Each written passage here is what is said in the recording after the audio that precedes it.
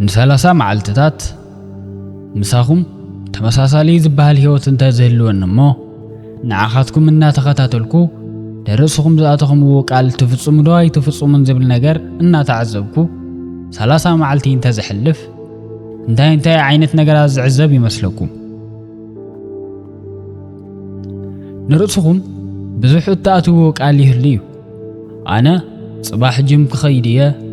صباح زي سرحتي وديكو عليا صباح بنقهو كتنسية بمبال بزح قال كيدانات تأتويهم كابزوم كلهم قال كيداناتك أيونت يوم زفتصمو أيونتك يسمعوا بزعبا أمرهم حدا زي تجنزبكم ونجر الله زغنا وان نرأسهم قال آتيهم نتي قال التفرسوا ويم دما التسبرون تخوينكم أمرهم نسخهم من مخانكم information update ناقبري مصر نابنات كل زي كنعاكم عين السبات تخوينكم أنا الدل البوية زبل نجر كم أمنتكم وين بما كم بليفكم كتوسروا وتخوليهم نقول متنسى زخبركم عين السبات تخوينكم دما أمرهم النابز جابوز مس أنا نقول كتنسى زخل سبايكونكم زبل نجر كخون يخيل سلازخون دما أمرهم نعاقتكم بزي من قد زي كريكم من تجميرو التحساس باهمن نرسهم زلكم سلف إيميج كم زين تخوينو سلف ديسيبلين زبها النجر فتصيمو زي كالي خو حجي سلف ديسيبلين نعاقتكم زي كال زخون اللو مخنيات انتايو سانيفكم ويم دما والكاويت أقام سلازلكم أيكونا أمرهم قن كاب حجي ندحر نعخاوي نعخي كأمن يكلن ييلو سلاز مزقبي نعخاتكم كأمن زي كاللو مخنيات دما كساب لهم يزقبركم ونقر بداتا ملكع أبا أمرهم تمزقبو سلاز تغمتاي مبزحت يوسب ديسيبلين دكخون كدل كاللو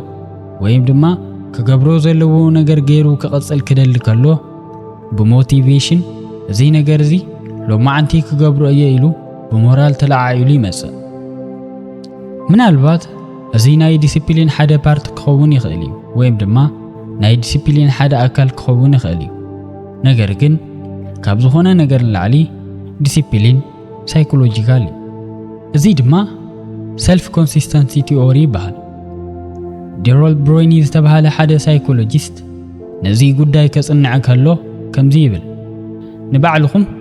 حدا سالساي سب كم زعزبكم غيركم قصروا قلعو نولدهم تعذيبهم كم ولدهم كخونو كم زصعرو خلو نسخم ون وشتخم نعاخاتكم إننا تعذبه بهرياتكم إننا رأي نسخم ون كمو عين السب كتكونو يقبر يبل سلازي أبوشتخم كل تسب كم زلو غيركم قصروا مالتي أمرنا نحنا منينا زبل حتو سوء لا يكون نزوسنا فلما يعزب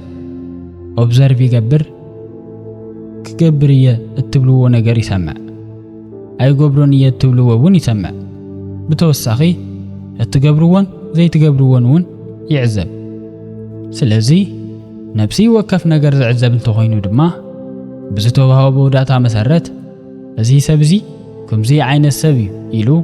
نتي ايدنتيتي قبلو سلازي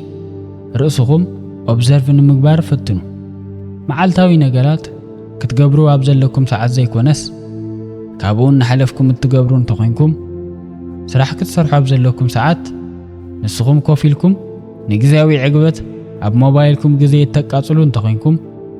بحفشة كقبرو ييلكم زي قبركم ونقر نابل حكمة سكالو أمرهم نتيجة يوصدومو أها أنا مالت كم زي عين السبي يلو ناب مدمدم تاي بصح حجي كم زي عين السبات مهانكم تراي أيكونن أتي حماق نقرقن نتي نقر حنسب مستقبلون أمرهم أنا مالت كم زي عين السبي يلو مستمدمن نتي مننت بروتكت نمقبار ويم دما نمحلاو يتسرح ديسيبلين دنخين خون كابز قبرونا نقرات دما حدا زي ديسيبلين سلاز خبدا زي كونس أمرنا مس ديسيبلين أي الرغبني ويم دما زلنا من النت مس ديسيبلين ፈጺሙ ተጻራሪ እዩ ኣእምሮና ድማ ኣነ የይሉ ዝሓስቦ ነገር ክልውጥ ወይም ድማ ክቕየር ኣይደልን ስለዚ ነቲ መንነት ንምቕጻል ኢሉ ነቲ መንነት ዝጻረር ዝኾነ ነገር ንዓና ከቢድ ይገብረልና ስለዚ ዋላ እኳ ጠቐምትን ህይወትና ዝልውጡን ነገራት እንተኾኑ ኣእምሮና ግን ነቲ ነገር ይሪኦሞ ኣሃ ምስቲ ኣነ የይለ ዝሓሰብክዎ ነገር ኣይኸይድን እዩ ኣይቅበሎን እየ ይብል ስለዚ ሕጂ ንዓኻትኩም ለውጢ ዘጸገመልኩም ምኽንያት እንታይ እዩ ናይ ገዛእ ርእስኹም ኣእምሮ ዕንቅፋት ኮይኑ ተቐሚጠልኩም ኣሎ ብዙሕ ግዜ ትፍተኑ ኢኹም ስለምንታይ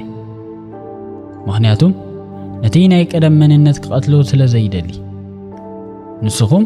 ርእስኹም እተሓስብሉ መንገዲ ክትቅየሩ ኣይትደልዩን ኢኹም ማለት እዩ ሰልፍ ሳቦቴጅ ዝበሃል ነገር ብሓፈሻ እዚ እዩ ንስኹም ክትበጽሕዎ እተደልይዎ ቦታ ዘይበጽሕኩምሉ ምኽንያት ዓርስኹም ስለ እተዕንቅፉ እዩ ሓደስቲ ዝበሃሉ ፕላናት ወይም ድማ ትልሚ ሒዝኩም ትመጹ ጅምኣቴ ኮንሲስተንት ክኸውን እየ ብቐጻልነት ክሰርሕ እየ ትብሉ ሓደ ወይ ክልተ ሰሙን ምስ ሰራሕኩም ግን እቲ ናይ ቀደም መንነትኩም ወይም ድማ አይደንቲቲኹም ይምለስ ስለዚ ድሕሪ ናይ ክልተ ወይ ናይ ሰለስተ ሰሙን ኮንሲስተንሲ ተመሊስኩም ኣብቲ ናይ ቀደም ቦታኹም ትርከቡ ናብ ጂም ክትከዱ ይትደልዩን ስራሕ ክትሰርሑ ይትደልዩን ትልምኹም ብትኽክል እናተኸታተልኩም ኣይትኸዱ ቅድሚ ሕጂ ብዛዕባ ሳብ ኮንሽስ ማይንድ ኣልዕልና ነርና ኣይኮነን ሕጂ ድማ ብዛዕባ ኮንሽስ ማይንድ ንርአ ኮንሽስ ማይንድ ተጠቒምና ወይ ንቑሓት ኮይና እንሓስቦም እንውስኖም ነገራት ኣብ ህይወትና ክንደይ ዝኣክል ኢምፓክት ኣለዎ ክንደይ ናይ ጽልዋ ይፈጥሩ እንተይልኩም 5% ዝኸውን ግደ ይወስዱ ስለዚ ሕጂ እዚኦም ነገራት እንታይ ክመስሉ ይኽእሉ ብሓሳብ መልክዕ ዝመጸልኩም ነገራት እዮም ኣነ ዝተስተኻኸለ ቅርጺ ክህልወኒ ይደሊ ኣቋመይ ክዕርዮ ይደሊ ተወሳኺ ገንዘብ ክሰርሕ ይደሊ ካብዚ ስራሕ ክወጽእ ይደሊ ሓድሽ ቢዝነስ ክጅምር ይደሊ ንብል እምበኣር ተዓዘቡ እዚኦም ኩሎም ጽቡቓት ዝተባሃሉ ነገራት እዮም ነገር ግን ካብ ኮንሽስ ማይንድና እዮም ዝመጹ ዘለዉ ሓሲብና ኣመዛዚና ኣስተውዒልና እንዛረቦም ነገራት ማለት እዩ ቀጺሉ ድማ ሳብ ኮንሽስ ማይንድና ኣሎ ኣብ ህይወትና ዘለዎ ጽልዋ ክንደይና እዩ እንተልኩም 95% ዝኸውን ግደ ይወስድ ኣብዚ እዩ እምበኣር አይደንቲቲ ዝበሃል ወይም ድማ መንነት ዝበሃል ነገር ዘሎ ሕጂ አይደንቲቲ ወይም ድማ መንነት ብሓቂ ንስኹም ዝኾንኩምዎ ነገር ኣይኮነን ነገር ግን ኣነ የልኩም እተሓስብዎ ሓሳብ ዝሓዘ እዩ ስለዚ ዝሓለፍኩምዎ ሓሳባት ዝሓለፍኩምዎ ፓተርናት ክሳብ ሎሚ ዝመጻኹምሉ መንገዲ ከም ሪከርድ ኣብዚ ተቐሚጡ ኣሎ ኣእምሮና ድማ ኩሉ ግዜ ኣብዚ ዘለኽዎ ቦታ ምጽናሕ ዝለመድክዎ ምዃን ይደሊ እዩ ዝብል ስለዚ መንነቱ ክልውጥ ወይም ክቕይር ኣይደልን እዚ እዩ ርእስኹም ንምልዋጥ እቲ መንገዲ ቃልሲ ዝኾነኩ 5% ዝበሃል ናትኩም ድሌት እዩ እቲ 95% ግን ክሳብ ሎሚ ዝመጻኹምሉ መንገዲ እዩ ስለዚ እዞም 2% ታት ክጋጨው ከለው መን ከም ዝስዕር ንጹር እዩ ስለዚ ኩሉ ግዜ ልቢ ምባልን ምስትውዓልን የድሊ ኩሉ ግዜ ንርእስና ቃል ኣቲና ዘይንሕልዎ እንተኾይና ዓርስና እናነዓቕና ንኸይድ ኣለና ማለት እዩ ኣብ ዓርስና ዘለና እምነት እናጎደለ ምስ ዝመጽእ ናትና መንነት ድማ ዝተዳኸመ ይኸውን ክንከውን ዘይንደልዮ ሰባት ኮይና እንተርፍ ነገር ግን ኣእምሮና ክንከውን እንደልዮ መንነት ንሱ ይመስሎሞ ነዚ መንነት እዚ ማንም ሰብ መጽኡ ይቕይሮን ኢሉ ነቲ ነገር ፕሮቴክት ንምግባር ወይም ድማ ንምሕላው ይዳሉ ስለዚ ኩሉ ግዜ ክትሓስብዎ ዝግባእ ነገር ንስኹም ብዛዕባ ባዕልኹም እንታይ ዓይነት ነገራት ኢኹም ተሓስቡ ዝብል እዩ ብዛዕባ ዓርስኹም እተሓስብዎ ሓሳብ ንመጻኢ እትነብርዎ ህይወት እዩ ኩሉ ግዜ ብዛዕባ ዓርስኹም ዘለኩም ኣረኣያን ግምትን እዚ ድማ ሓደ ሳይኮሎጂካል ኮንዲሽን ኣብ ልዕሊኹም እናተፈጠረ ይመጽእ learned helplessness ይብልዎ ነዚ እውን መጀመርያ ግዜ ዲስከቨር ዝገበረሉ ኣብ 1960ታት ዓመተ ምህረት ነበረ። እቲ መጽናዕቲ ድማ ኣብ ኣኽላባት እዩ ተገይሩ። ብዙሓት ኣኽላባት ከየምልጡ ገይሮም ቤት መሕዮ የእትውዎ። ስለዚ እቶም ኣኽላባት ከምልጡ ይፍትኑ፣ ነገር ግን ኣይቕንዑምን። ይፍትኑ ሕጂ እውን ኣይቕንዕን። ድሕሪ ብዙሕ እዋን ፈተነኦም ኩሉ ግዜ ፌይለር ወይም ድማ ውድቀት ዘይምስኻዕ ሒዙሎም ስለ ዝመፀ እቶም ኣኽላባት ፈተነኦም ኣቋሪፆም ሓደጉ። ይኹን እምበር እቶም መጽናዕቲ ዘካይዱ ሰባት እቶም ኣኽላባት ማዕጾ ክኸፍትሎም ከለዉ ምምላጥ ፖሲብል ምስ ገበሩሎም እቶም ኣኽላባት እንተዝፍትኑ ሕጂ ከምልጡ ከም ዝኽእሉ እናፈለጡ ኣይምልጡን። ለርንድ ሄልፕለስነስ ዝበሃል እዚ እዩ። ተማሂሮም እዮም፣ ፈሊጦም እዮም፣ ነገር ግን ዝፈለጥዎ ዝተማሃርዎ ነገር ንዕኦም ከድሕኖም ኣይከኣልን። ሰብ እውን ልክዕ ከምዚ እዩ። ሓደ ነገር ክገብር እየ ኢልኩም ንዓርስኹም ቃል ኣቲኹም ኣይገበርኩምዎን። ጽባሕ እውን ከምኡ ይኸውን። ንዓርስኹም ኩሉ ግዜ ክኸውን እየ ኢልኩም እትሓስብዎ ሰብ ምዃን ክኸብደኩም ከሎን ነቲ ምዃን ድማ ብዙሕ ውድቀታት ክትሪኡሉ ከለኹምን ንስኹም ንናትኩም ተግባር ምእማን ተቋርጹ። እዚ ድማ ዋላ ልዕሊ ዓቕመይ እንተፀዓርኩ ኣነ ኣብዚ ምድሪ እዚ ኣይቅየርን እየ ኢልኩም ክትኣምኑ እዩ ዝገብረኩም። ካልኦት ሰባት